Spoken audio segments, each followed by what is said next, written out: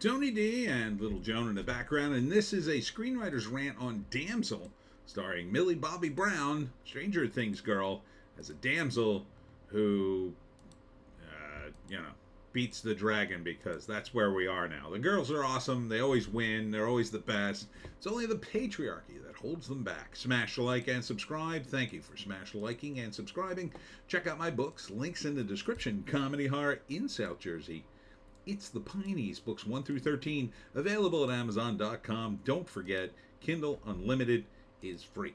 I did a take of this already, and I forgot to read the synopsis, and it turns out they had one on the trailer.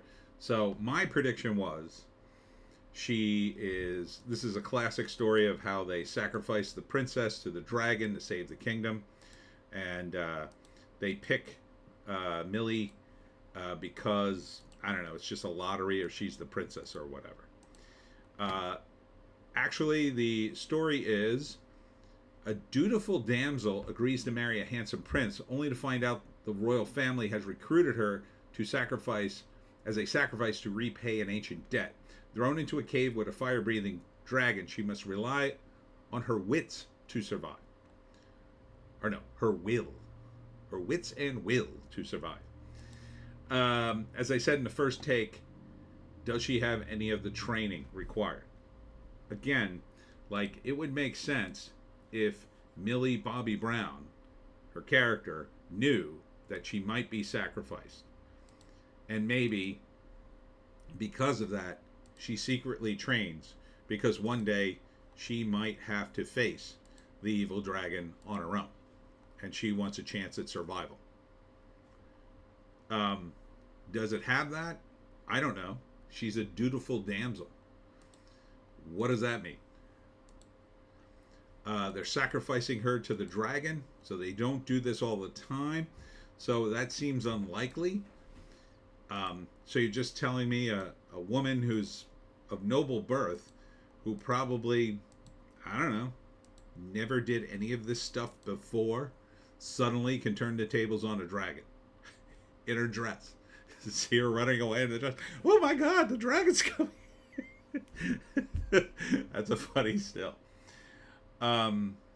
Yeah, so, I mean, maybe you could make this work and not turn her into a girl boss, but it feels very girl bossy. The whole pitch does, right? The whole pitch. It's a classic medieval story. Oh, there's this kingdom and they sacrifice a girl to the dragon every so many years so the dragon won't kill the kingdom, and somehow that satisfies the dragon. Yeah, that's kind of a classic story. It's kind of a boring story too.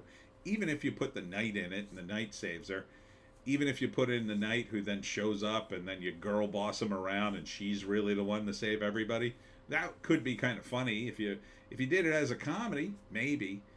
This isn't a comedy. No.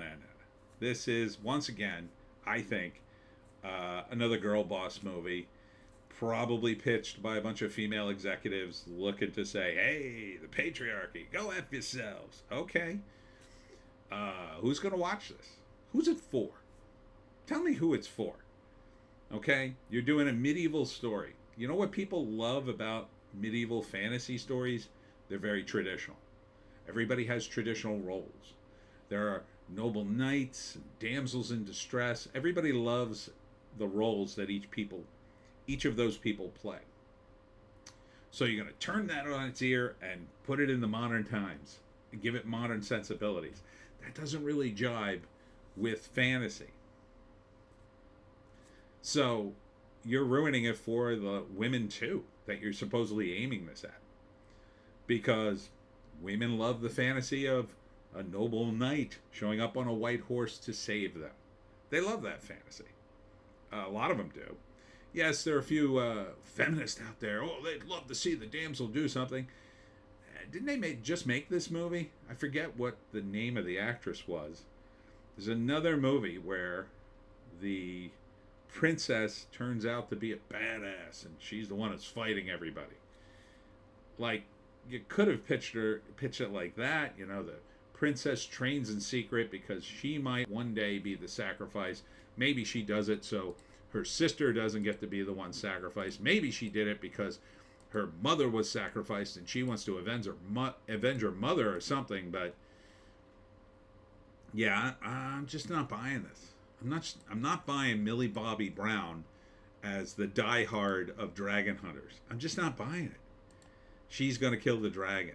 And look, it would be different if the dragon was, I don't know, smaller, more killable, and she wasn't in a mountaintop.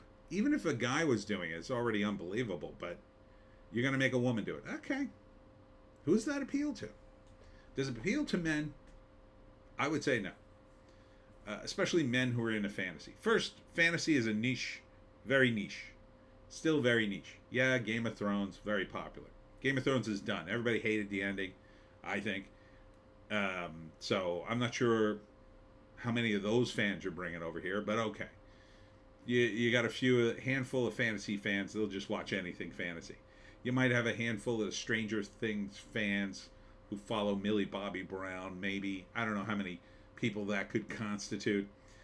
But you're already kind of alienating the men because you're not following the fantasy tropes that they basically want to see. You're kind of alienate the few women who want to see this kind of fantasy stuff because what fantasy is it for them? Is there a fantasy for women to beat the dragon? I don't think so. I think the fantasy is the men beat the dragon and then they marry the women and save the women. That's the fantasy for women. And you could say, well, that's all very traditional. Yeah, that's what fantasy is. It's old. It's old and traditional. So if you're going to fly in the face of fantasy, if you're going to fly in the face of the traditional tropes that are part of the fantasy thing, I don't know what to tell you. And you're not going to give us a little bit of a sense that she's ready for this on top of everything else. She's just a princess that could, it was just the patriarchy stopping her. A princess, they're actually better than the knights. Yeah. That all scans.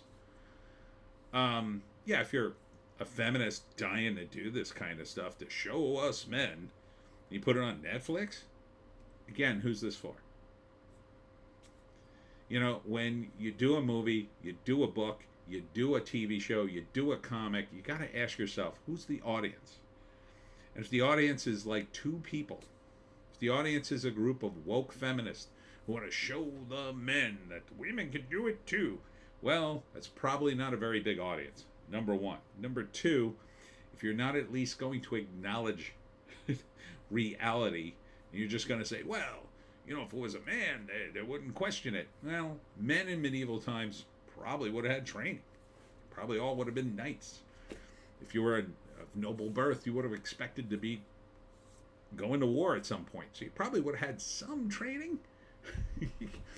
So if they cast a knight, a guy in this role, and he got thrown into the caves with the dragon, well, chances are he'd be a musclehead. And he'd be able to deal with a sword and kick some A. Millie Bobby Brown. Some kind of princess. We all know medieval times wasn't high on the list for them to learn the sword. And most of them didn't. It was very rare they learned the sword. Now again, you could have made her a girl boss, but you gotta throw in some realism. If you're just gonna say, oh no, she could do it too. You wouldn't do this for the men because the men would have already had training. Again, you could say, oh, you're just blasting this because it's a girl boss thing. I'm analyzing it based on, I don't know, movie stuff. If you want to have a movie, do you want it to be successful? If you like this and you want it to be successful, then you have to want it to follow the parameters of a successful movie. Successful movies connect with an audience. If you disconnect from reality, if you ignore reality, if you ignore the fact that it would be very unusual for a woman to be good with a sword in this sort of crazy fantasy world, then I don't know what to tell you. People are going to disconnect from it and they're going to go, who cares? Damsel, oh, right, it's just going to be a girl boss. Especially in this day and age. In this day and age, you got to give us that detail. But okay. See how many views this one gets. And that's it for me, Tony D, and Little Joan. Check us out on Odysee, Bitchute, and Rumble for our more base takes. I will be at the Cedar Bridge Tavern on Saturday, starting at noon, for the reenactment of the first battle of the American Revolution. I'll be there till around 5.